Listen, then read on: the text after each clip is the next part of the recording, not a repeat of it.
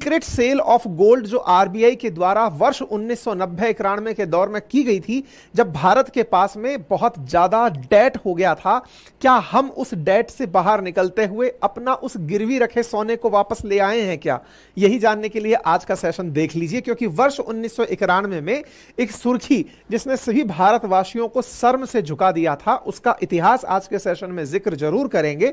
लेकिन आज जो गोल्ड आज जो वापस आ रहा है, जिसकी चर्चा हो रही है, 100 टन गोल्ड इंडिया आ रहा है इंग्लैंड से, वो कौन सा है सेशन के पूरा होते होते आपको पता चल ही जाएगा। साथियों, आपसे गुजारिश है कि सेशन को जल्दी से साथियों से साझा कर दें। आप खुद चैनल पर नए हैं तो सब्सक्राइब जरूर कर लें। साथियों, यहां पर आपको एक तस्वीर दिखाता हूं। यह तस्वीर है बैंक ऑफ इंग्लैंड। जैसे अपने यहां पर रिजर्व बैंक ऑफ इंडिया है, ऐसे ही इंग्लैंड के अंदर बैंक ऑफ इंग्लैंड की, जहां बैंक के नीचे ये जो आप जगह देख रहे हैं, यह एक अंडरग्राउंड प्लेस है। बैंक ऑफ इंग्लैंड के जमीन के नीचे ऐसे 9 बड़े बड़े अंडरग्राउंड्स हैं जहां पर दुनिया भर का सोना रखा हुआ है।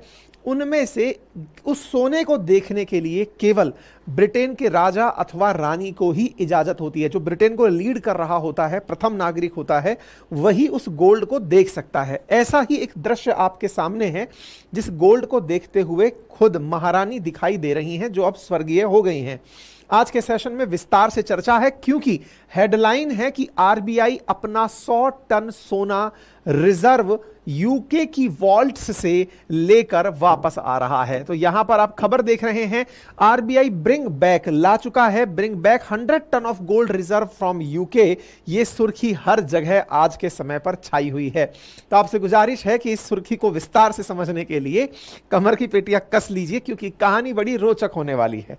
जब आप इतना सारा गोल्ड देखते हैं तो मन में कई तरह के सवाल आने लगते हैं कि यार ये गोल्ड है तो इसकी सुरक्षा को लेकर के क्या किया जाता होगा, किस तरह की प्लानिंग होती होगी, कहां रखते होंगे, कौन कौन सुरक्षा करता होगा, अपने देश में कहां रखा होगा, इंडिया में गोल्ड की क्या महत्वता है, सरकार गोल्ड से कुछ खरीदती बेचती थोड़ी है, हमारे यहां तो रुपया ही चलता है, फिर गोल्ड क्यों लाया जाता है। बहुत सारे प्रश्न हैं। चलिए फिर भी आपसे एक सवाल पूछ लेते हैं, दुनिया में सबसे ज्यादा गोल्ड प्रोड्यूस कहां होता है? कमेंट बॉक्स में पोल के अंदर जाकर जवाब दे दीजिए। बात है सन 1991 की, जब देश की आर्थिक स्थिति पूरी तरह से चरमरा गई थी। चरमराने का अर्थ यह था कि हमारे पास दुनिया के देशों से मंगाने के लिए पैसा नहीं था, धन नहीं था। कोई सामान मंगाएं तो धन की आवश्यकता थी। अब हमको विदेशों से मंगाने की क्या जरूरत थी जी, हम तो खुद ही आत्मनिर्भर हुआ करते होंगे। जी नहीं, तेल आज भी हम मंगाते हैं, पहले भी मंगाते थे। ऑयल हमारे देश में इतना सफिशिएंट नहीं है कि हम खुद से ही उसकी पार पटक लें, तो हम गल्फ कंट्रीज से देश के लिए तेल मंगाया करते थे। अच्छा, अचानक हमारी स्थिति खराब हुई नहीं थी। असल में इसके पीछे एक ऐतिहासिकता कुछ इस प्रकार की रही है कि जब भारत आजाद हुआ ना 1947 में, तो हमारे पास में दास्ता की एक पुरानी आदत थी, आदत कहिए या याद थी, जिसमें हमारे दिमाग में यह भाव था कि अंग्रेज हम पर शासन क्यों किए, क्योंकि ये एक कंपनी लेकर आए थे, हमने विदेशों से कंपनी को आने दिया था, इसलिए हम गुलाम हो गए थे। तो हमारे देश में यह भावना थी कि विदेशियों को अंदर नहीं आने देना है। यानी अगर ताजा ताजा आजाद हुए हो तो दूसरी कंपनी को कैसे आने दोगे? तो आपने मन में एक भावना बना ली कि विदेशी कंपनी अगर आएगी तो हमें लूट कर ही जाएगी। जैसे ब्रिटिश ईस्ट इंडिया कंपनी हम पर राज की थी, तो ऐसी स्थिति में हम किसी को एंट्री नहीं करने देंगे। एंट्री नहीं करने देंगे, दैट मीन्स हमने अपने आप को एक क्लोज इकोनॉमी के रूप में रख लिया कि हमारे यहां पर किसी से किसी का कोई संबंध नहीं है जी, हम दूसरी देशों के साथ कोई व्यापार नहीं करेंगे, अपना पैदा करेंगे, अपना खाएंगे, जो हमारे पास रिजर्व है उसी से सारा काम करेंगे। चलो, सोच तो अच्छी है, लेकिन आप अपने से कुछ भी करते रहें, लेकिन दुनिया के किसी देश से माल अगर खरीदना पड़ रहा है तो उसको पेमेंट तो करोगे। बोले हाँ करेंगे, काहे नहीं करेंगे? तो बोले काहे में करोगे? बोले रुपया में करेंगे। बोले रुपया कोई मान ही नहीं रहा है, सामने वाला कह रहा है मैं रुपया जानता ही नहीं हूं, क्यों मेरे यहां पर उस रुपये से कुछ नहीं होता है। तो बोले आप क्या मानते हो? बोले मैं तो अमेरिका का डॉलर मानता हूं। बोले अमेरिका का डॉलर क्यों मानते हो? क्योंकि अमेरिका का दुनिया में सिक्का चलता है। सेकेंड वर्ल्ड वॉर के बाद में दुनिया के सामने यह माना जाता था कि dollar is equals to gold, यानी आप डॉलर जमा कराओ उसके बदले सोना ले जाओ, इतना बड़ा सिक्का चलता था। अपन फिल्मों में सुनते ना, सिक्का चलता है किसी का, तो असल मायने में अमेरिका का सिक्का चलता था, उसका डॉलर दोगे गोल्ड मिल जाएगा। इस तरह की अमेरिका की वैल्यू थी आफ्टर ब्रेटन वुड सम्मेलन। तो साहब दुनिया के देश कहते हैं कि हम तो केवल डॉलर में ही व्यापार करेंगे, कम से कम डॉलर के बदले गोल्ड तो मिलेगा। ठीक बात है। अब हमारी मजबूरी ये हो गई कि हमारे पास में गोल्ड रिजर्व है जो थोड़ा बहुत है, इसके अलावा विदेशी मुद्रा के नाम पर हम दुनिया के दूसरे देशों के साथ व्यापार कर नहीं रहे। क्यों नहीं कर रहे? क्योंकि डरते हैं खरीदने के लिए। लेकिन क्या चाहिए? पैसा चाहिए। खरीदने के नाम पर हमारे बिल बढ़ते चले गए, अर्थात हमारा इंपोर्ट तो ज्यादा होता चला गया, लेकिन हमारे एक्सपोर्ट्स कम होते चले गए। एक्सपोर्ट्स कम क्यों हो रहे थे? क्योंकि हम कोई उन्नत कंट्री नहीं थे। जब हम आजाद हुए थे तब एकदम पिछड़े हुए अल्प विकसित राष्ट्र थे। ऐसी स्थिति में हमारी तो यहां के शुरुआती जीवन में ही एग्रीकल्चर बुनियादी जरूरत थी। एग्रीकल्चर को ही आगे बढ़ा रहे थे। 95% के आसपास आबादी हमारी गांवों में रहती थी, तो हम तो केवल पैदा करके अनाज खाने वाली स्थिति में थे। वो भी स्थिति हमारी कॉम्प्रोमाइज हुई थी। यानी एक वक्त ऐसा आ गया था जिस समय अगर हरित क्रांति ना आई होती तो ना जाने कितने लोग भूख से मरते। क्यों? क्योंकि एक वक्त का भोजन ही हम प्रोड्यूस कर पा रहे थे जनसंख्या के हिसाब से। खैर, हमने वो भूख से लड़ाई लड़ी, लेकिन अभी पैसे की लड़ाई लड़नी थी, क्योंकि बाहर वालों को पैसा चाहिए था। सब ठीक ठाक तरीके से खींच ताच के चल रहा था। सरकार हल्के हल्के तरीके से डरते डरते अपने यहां पर ढील दे रही थी कि कोई बात नहीं, अगर हम दुनिया के देशों के साथ व्यापार नहीं करेंगे, देने के लिए डॉलर चाहिए, डॉलर आएगा कहां से जब तक हम कुछ बेचेंगे नहीं। किसी को बेचने के लिए हम जाते कि सर हमें कुछ बेचना है, तो सामने वाला कहता हम आपसे क्यों लें, किसी और देश से क्यों ना ले लें। बोले सर हमारे यहां ये चीज पैदा होती है। बोले नहीं, हमारी कंपनी को आने दोगे तभी हम तुम्हारा माल खरीदेंगे। तमाम प्रकार की चीजें होने लगी। इसलिए सरकार ने कहा ठीक है, अगर कोई कंपनी हमारे यहां आना चाहती है तो हम उस पर पूरा नियंत्रण रखेंगे। पहले हम निर्धारित करेंगे कि यह कंपनी अगर हमारे देश में आ रही है तो इसका कोई इरादा तो खराब नहीं है। हम इसकी पूरी जांच पड़ताल करेंगे, तभी जाकर इसको काम करने का लाइसेंस देंगे। ये जो लाइसेंस देने का आजादी के बाद सिस्टम चला, इसे लाइसेंस राज कहा गया। हमारे यहां पर इस लाइसेंस को लेने के लिए बाबुओं के पास, आईएएस ऑफिसर्स के पास लंबी कतारें रहती थी कि सर जी लाइसेंस दे दीजिए। क्योंकि वो फाइलें लाल कलर की होती थी, लाल बत्ती में अधिकारी घुमा करते थे। उस चीज को लाल फीता शाही या रेड टेपिज्म के नाम से भी जाना जाने लगा कि इंडिया में लाइसेंस चाहिए तो बाबू के पास जाइए। बाबू बड़का बाबू हो सकता है, छोटका बाबू हो सकता है, क्लरिकल स्टाफ भी हो सकता है, लेकिन है ये सभी बाबू, क्योंकि सरकार के नाम पर काम करते हैं। फाइलें पास करवा देंगे, इसका ये रिश्वत लेंगे। तो हमारे देश में सीधे सीधे लाइसेंस के चक्कर में लाल फीता शाही पनपने लगी और उसके साथ साथ भ्रष्टाचार जबरदस्त तरीके से पनपने लगा। यह सब पनप ही रहा था और हमारे देश की स्थिति चरमराती जा रही थी। क्यों? क्योंकि आपको अगर लाइसेंस चाहिए तो सरकार तक परमिशन लेने में लंबा समय लग रहा था। कोई बात नहीं साहब, लाइसेंस राज चलता रहा, लाल फीताशाही पनपती रही, लेकिन देश की स्थिति बिगड़ती चली गई। स्थिति इतनी खराब हो गई कि हम दुनिया की बहुत सी कंपनियों को काम करने के लिए जब बुलाते भी थे तो वो लोग इतना प्रोड्यूस नहीं कर पाते थे जितना भ्रष्टाचार में उनका खर्च हो जाता था। स्थितियों ने करवट ली, स्थितियां बिगड़ी। स्थितियां कब बिगड़ी? जब वर्ष हुआ 1990 के बाद का। क्यों साहब, ऐसा क्या हुआ? हम जो सामान्यतः तेल मंगा रहे थे, अचानक उस तेल के दाम बढ़ गए। दाम क्यों बढ़ गए? क्योंकि गल्फ में यानी खाड़ी देशों में युद्ध छिड़ गया। इराक ने अपने पड़ोसी मुल्कों पर हमला कर दिया। अमेरिका ने इराक को सबक सिखाने की तान ली। अमेरिका इराक को अपना दुश्मन बना लिया। इंडिया इराक का मित्र हुआ करता था। इराक का ही हम तेल मंगाया करते थे। हमारे ट्रकों की टंकियों पर लिखा होता था कि इराक का पानी पी मेरी रानी। आज भी आपको सड़कों पर चलते हुए यह लाइन मिल जाएगी। लेकिन इंडिया और इराक में अचानक दूरियां बढ़ने लगी। क्यों? क्योंकि इराक पर हमले होने की तैयारियां चल रही थी। भारत की तरफ से अमेरिका से बातचीत की जा रही थी कि सर हमें तेल चाहिए। अब दुनिया में युद्ध का संकट है, तेल की कीमतें बढ़ना शुरू हो गई। क्यों?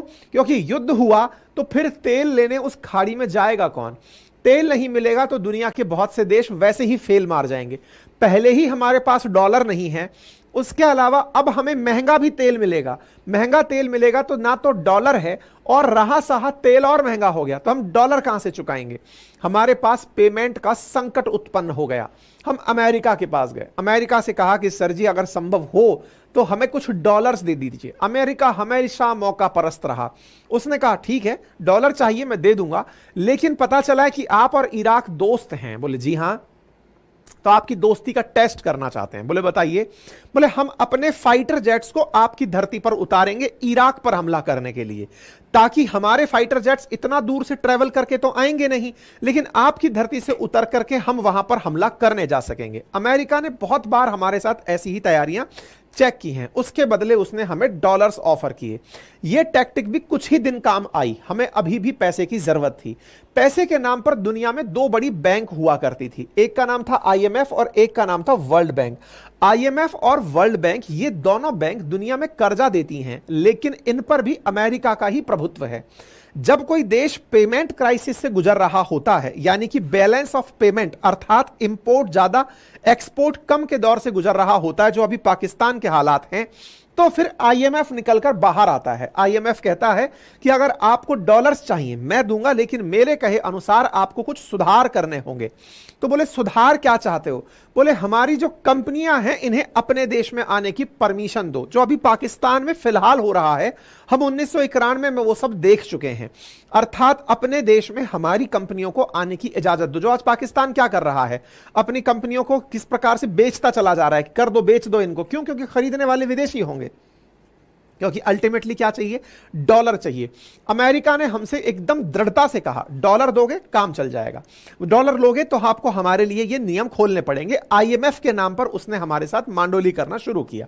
हमने कहा हम सब मान लेंगे, आप हमें डॉलर दो, हमारे तेल के बिना काम नहीं चल रहा है। अमेरिका की आईएमएफ ने हमें, हाँ अब मैं ये जो बोलता हूं ना अमेरिका की आईएमएफ, इससे आपको थोड़ा सा बुरा लग सकता है, लेकिन वास्तविकता है कि उसका 1/3 पैसा अमेरिका का है। तो अमेरिका का इतना जबरदस्त कंट्रोल है वर्ल्ड बैंक के ऊपर और आईएमएफ के ऊपर, ठीक है। तो अमेरिका की आईएमएफ ने हमें साहब बिलियन, 1 बिलियन और कुछ लाख रुपीस हमको डॉलर्स में दे दिए कि ये पकड़िए, आप अपना लोन चुकाइए, मतलब अपना तेल खरीदिए। लेकिन करें क्या? गल्फ वॉर के चलते तेल तो आसमान छू रहा था, हमारे पास इंपोर्ट बिल बढ़ते जा रहे थे, हैंड टू माउथ स्थिति हो गई, सरकार की गरीबी सबके सामने आने लगी। जो आज पाकिस्तान के हालात हैं, लोग हमारे बारे में भी उस समय ऐसे ही कहा करते थे।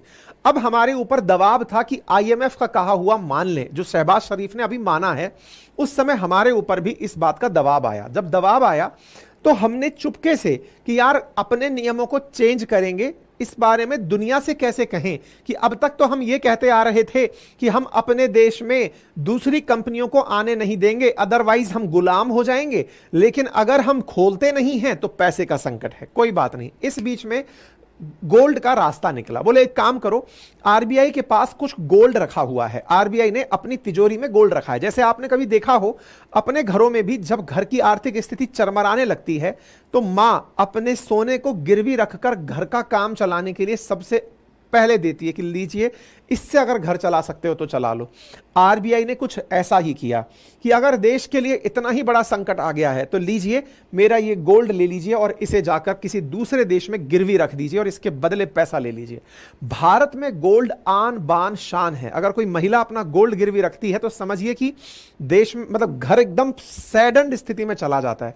ऐसी स्थिति में सोचिए देश पर क्या होगा, क्योंकि देश भारत मां के नाम से जाना जाता है और भारत मां अपना गोल्ड गिरवी रख रही है। ये वो दौर था 1991 का। हमने चोरी छिपे इस गोल्ड को पहुंचाने का प्लान बनाया बैंक ऑफ इंग्लैंड में और बैंक ऑफ जापान में अपना सोना देके और उसके बदले डॉलर लेके आने का। हमने लगभग 40 से 45 टन अपना सोना उनको दिया और उसके बदले $400 मिलियन के आसपास धन लेकर लौट आए। हम बहुत ही चोरी छुपे अपना गोल्ड लेकर गए, किसी को बताया नहीं हमने, लेकिन उस समय के कुछ अखबारों ने इसे लीक कर दिया। उनमें एक्सप्रेस का नाम भी काफी चर्चित हुआ। उन्होंने दिखा दिया कि देखिए भारत का सोना चोरी छुपे दूसरे देश में रखने को मजबूर हुआ। इससे भारतीयों का आत्मसम्मान कुंठित हुआ कि यार नहीं, बस अब बहुत हो गया। हमारी कौन सी ऐसी नीति है जिसके चलते हम इतने परेशान हुए, जिसके लिए हमें अपना गोल्ड गिरवी रखना पड़ा। तब जाकर के मनमोहन सिंह जी ने कहा कि देखिए हमारी नीति जो लाइसेंस राज चल रहा है ना, इससे निकलना होगा और हमें खोलकर काम करना होगा। बोले क्या? बोले हमें लिबरलाइजेशन, ग्लोबलाइजेशन, प्राइवेटाइजेशन, जिसे शॉर्ट फॉर्म में एलपीजी कहते हैं, उदारीकरण, वैश्वीकरण, ये हमें अपनाना पड़ेगा। निजीकरण, ये हमें अपनाना पड़ेगा। अगर हम ये नहीं अपनाएंगे, डॉलर्स हमारे देश में खुद चल के नहीं आएंगे, और जब डॉलर्स नहीं आएंगे तो हम किसी को पेमेंट नहीं कर पाएंगे, और पेमेंट नहीं कर पाएंगे तो हम फेलियर इकोनॉमी बन जाएंगे। उस समय मनमोहन सिंह जी पीएम हुआ करते थे। आरबीआई, वित्त सलाहकार और आईएमएफ का पड़ता प्रेशर और देश की हुई बेइज्जती ने उस समय लाकर हमें वहां खड़ा कर दिया कि नहीं, अब हमें अपने बजट में यह चीज प्रस्तुत करनी है। सरकार थी, पीएम थे, पीएम के सामने वित्त मंत्री ने अपनी जानकारी रखी कि सर अब हमको नियम बदलने पड़ेंगे, बर्बाद होने वाले हैं। बोले बदल दो नियम। तो इंडिया जो सन 47 से 91 तक नियम बांध कर चल रहा था, किसी को नहीं आने देंगे, किसी को नहीं आने देंगे, अचानक हमने अपनी सीमाएं खोल दी। निरंतर हम उन सीमाओं के अंदर दायरे बढ़ाते जा रहे हैं कि लीजिए साहब इतना बढ़ा दिया, इतना बढ़ा दिया। आ गई कहानी यहां तक समझ में? अब कहानी आगे की सुनते हैं। तो आपके दिमाग में अब बड़ा प्रश्न यह है कि सर वो जो गोल्ड गया था उसके बदले पैसा तो आ गया, देश के अंदर तेल की कीमत हम सबसे लड़ लिए, सब हो गया, ये सारी बातें मैंने सुना दी आप लोगों को। ये सीक्रेट सेल इस प्रकार से अखबार के अंदर छप के भी आया था, सब हो गया। अब बात आती है कि अभी कितना सोना हमारे पास है, हम जो दिए थे वो सोना है हमारे पास या कुछ और स्थिति है? तो अब स्थितियां बदल चुकी हैं साथियों। अब हमारे पास वो वाला जो गोल्ड हमने उस समय गिरवी रखा था ना, वो तो हमारे पास वापस आ चुका है। तो फिर क्या हुआ है? अब असल मायने में कुछ स्टैटिक्स अलग हैं। अब वो स्टैटिक्स क्या हैं उनको समझते हैं साथियों। अब इंडिया की आरबीआई के पास आज मतलब मार्च 31 की रिपोर्ट के अनुसार आज से 1 महीने पहले तक, 2 महीने पहले तक 822 टन सोना हमारे पास था। ऑलरेडी 822 मैट्रिक टन सोना आरबीआई के पास है, अपनी आरबीआई के पास। अब ये जो 822 टन सोना जो हमारे पास है ना, इसमें से लगभग 514 टन जो सोना है वो हमने बाहर सुरक्षित रखा हुआ है। यानी 400 से 500 मैट्रिक टन गोल्ड जो है वो हमने इंडिया से बाहर रखा हुआ है। अब बड़ा सवाल ये है, हमारे पास है और हमने रखा हुआ है, क्या अभी भी गिरवी रखा है क्या महाराज? जी नहीं। तो फिर हमने जमा करके रखा हुआ है। कहां रखा हुआ है? दुनिया की बैंकों में रखा हुआ है। उनमें से भी मेजर बैंक कौन सी है? बैंक ऑफ इंग्लैंड है। खबर क्या है? हम उस जमा अपने गोल्ड में से 100 टन सोना वापस ले आए हैं। तो पहला क्वेश्चन तो यहीं पे क्लियर हो जाना चाहिए। गिरवी सोना तो हम पहले ही मंगा लिए, उसके बाद में हम जो अपना सोना बैंक में जमा करा के रखे हुए थे उसमें से 100 टन सोना ले आए हैं। तो पहला तो यहां तक पहुंचते पहुंचते एक डाउट आपका क्लियर हो जाना चाहिए। अब बड़ा सवाल यह बनता है, सर लेकिन बाकी तो बात सही है, हम अपना सोना वहां रखे क्यों थे? ये तो बढ़िया सवाल है। चलिए अब इसका आंसर खोजते हैं।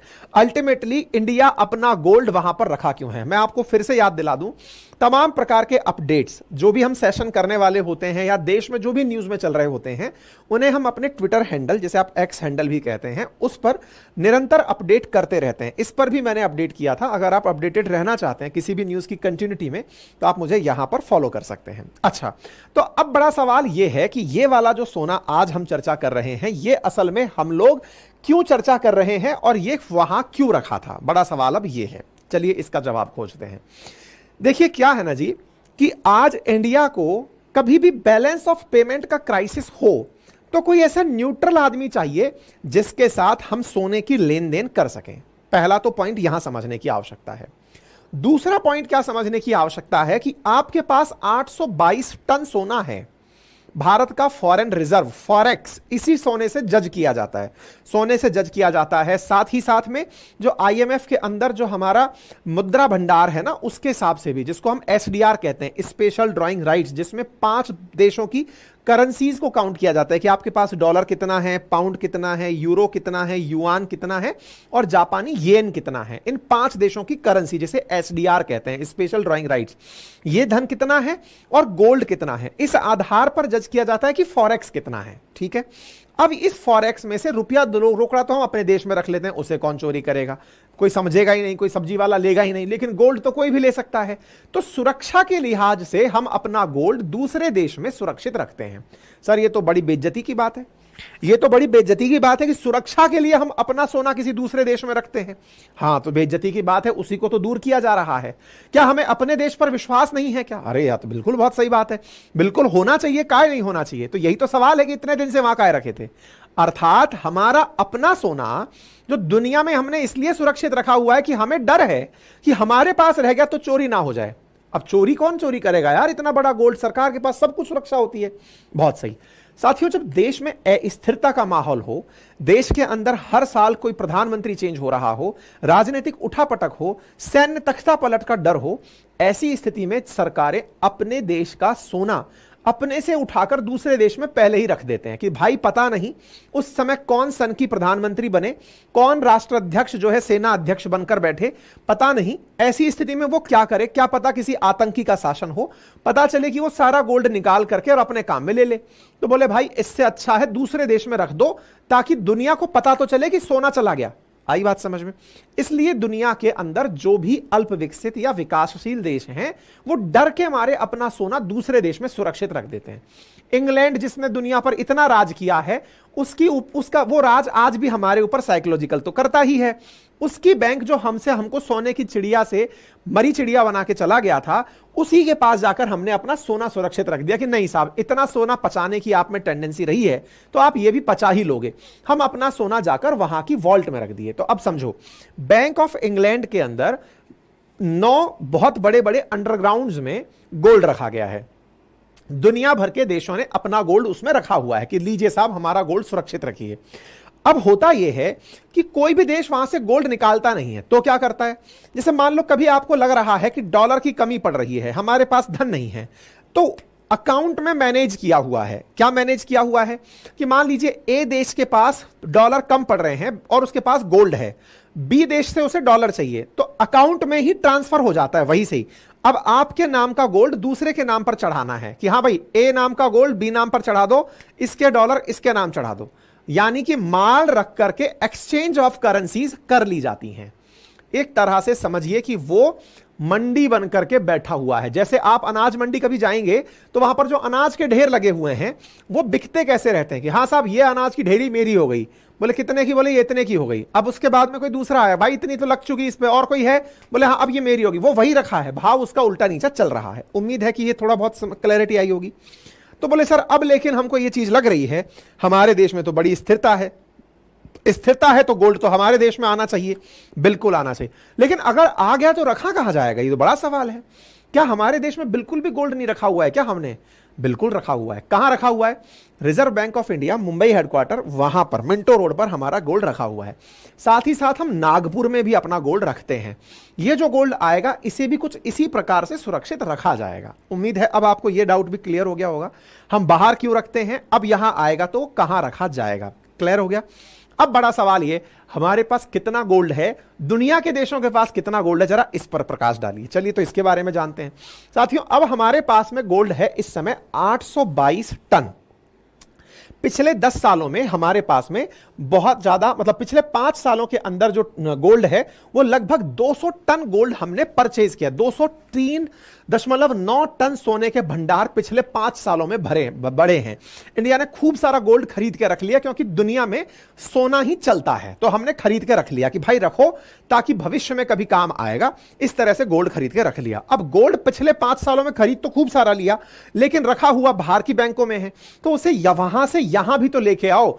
अब यह डर क्यों आया कि वहां से यहां लेके आओ, उस बारे में भी प्रकाश डालेंगे। लेकिन इससे पहले यह जान लीजिए दुनिया में सबसे ज्यादा गोल्ड कहां है। तो देखिए दुनिया में सबसे ज्यादा गोल्ड जो है वो अमेरिका में है। देखिए दो बात समझिए, रिजर्व बैंक ऑफ अमेरिका जो है ना, जिसको फेडरल बैंक कहते हैं, और बैंक ऑफ इंग्लैंड, ये दुनिया का अधिकतम गोल्ड अपने पास सुरक्षित रखते हैं।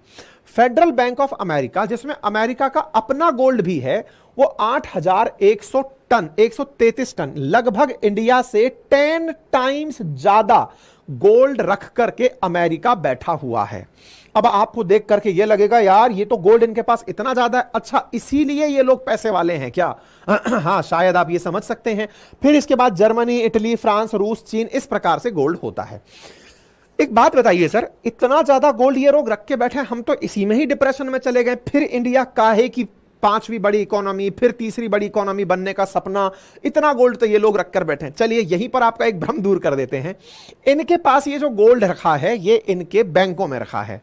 आपको जानकर आश्चर्य होगा, इन टॉप 5 कंट्रियों को भी मिला दो ना, और सोचो पूरे टॉप 10 कंट्रियों को भी मिला दो, तो जितना गोल्ड निकल कर आए उतना गोल्ड भारत की महिलाएं पहनती हैं या वो तिजोरी में रखती हैं। ध्यान से समझना, ये वाला जो गोल्ड दिख रहा है 822 टन का, ये हमारी बैंकों में है।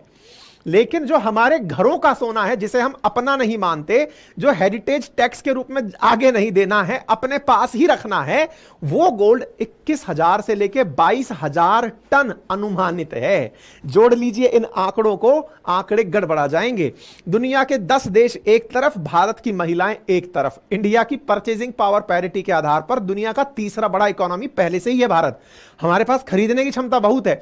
हमारे पास कुछ होना हो, घर में गोल्ड जरूर होता है, घर में रखा है सोना, तभी तो यहां पर विज्ञापन चलते हैं। अब दूसरा एक पॉइंट और जान लीजिएगा, जितना ये गोल्ड इटली रखकर बैठा है ना, इतना गोल्ड हमारे देश के मंदिरों के अंदर दान होकर के जमा है।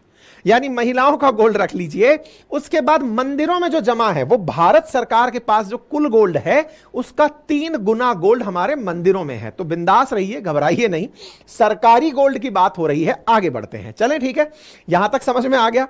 तो ये स्थिरता पैदा करता है, इस तरह से आप समझ लीजिए। तो इनके पास में 4 लाख बार ऑफ गोल्ड रखी हुई है बैंक ऑफ इंग्लैंड के पास में। तो ये कुछ इस प्रकार से, इसका वीडियो भी डालते हैं, बड़ा खुश होते हैं। अरे कहां गए? हाँ, तो ये बैंक ऑफ इंग्लैंड है, जिसके अंडरग्राउंड में कुछ इस प्रकार से यहां पर गोल्ड मतलब रखा जाता है। अंडरग्राउंड के अंदर ऐसे गोल्ड स्टोरेज के अंदर रखा जाता है, ठीक है ना। तो ये एक तस्वीर है, सिंबॉलिक तरीके से आप समझ सकते हैं, ठीक है। चलिए, अब एक सवाल बना, सर फिर भी हम ला क्यों रहे हैं? बाहर रखा हुआ है तो ठीक है, रहने देते, लाए क्यों है? लाए क्यों है? इसके पीछे हाल ही में गड़बड़ हुई यार। और वो क्या हुई आपको मालूम है ना? रशिया यूक्रेन जब कन्फ्लिक्ट चला तो रशिया का जो भी सामान दुनिया भर में जमा था, हर देश क्या करता है, कुछ पैसा छोड़ देता है। जैसे नहीं होता है कि पैसे वाले लोग हैं कि हाँ भाई पता कितना पैसा आ रहा है मेरा तुम्हारी तरफ, बोले सर आ रहा है 2-5 हजार रुपए टाइप से, तो बोले यार ठीक है, जरूरत पड़े तब दे देना, रख ले, अभी बाद में दे देना। ऐसे अमीर देश क्या करते हैं, अपना कुछ ना कुछ पैसा कहीं ना कहीं छोड़ के रखते हैं कि रख लो यार, बाद में देते रहना। ऐसे ही रशिया का भी पैसा दुनिया भर की बैंकों में रखा हुआ था।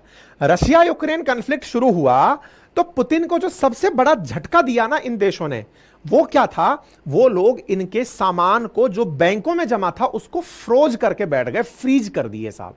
रशिया पर सैंक्शन लगाने के नाम पर इन लोगों ने लगभग 280 बिलियन डॉलर का जो गोल्ड था या जो इनका सामान था पुतिन का यूक्रेन के ऊपर, उसके असेट को जमा कर लिया। इनके घर गृहस्थी, इनका जो कोई याच खड़ा है उसको जब्त कर लिया, बैंक में धन है उसको जब्त कर लिया।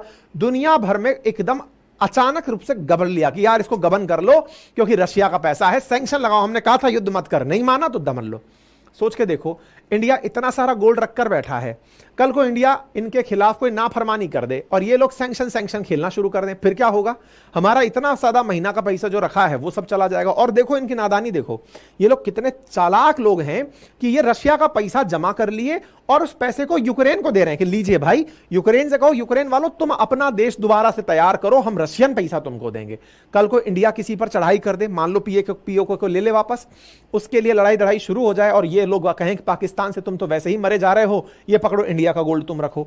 ऐसा कुछ ना हो, ऐसी स्थिति में सुरक्षा के लिहाज से इंडिया अपना गोल्ड वापस मंगा रहा है। तो उम्मीद है कि अब आप लोगों को सभी प्रश्नों का जवाब मिल गया होगा।